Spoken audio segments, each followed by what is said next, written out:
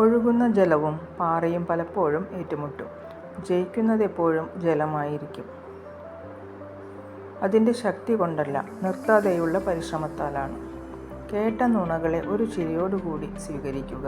അതിന് പിന്നാലെ സത്യം വരുന്നുണ്ട്, അതിന് മറുപടി പറയുക. നുണകൾക്ക് സത്യത്തെ മറച്ചു പിടിക്കാനേ കഴിയൂ, മാറ്റി നിർത്താൻ കഴിയില്ല.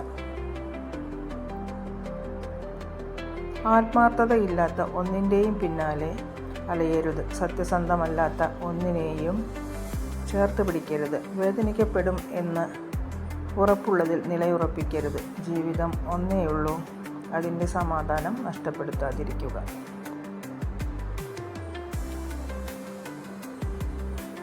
ആരുടെയും സമാധാനം നഷ്ടപ്പെടുന്നതിന് നമ്മളൊരു കാരണം ആകാതിരിക്കുക.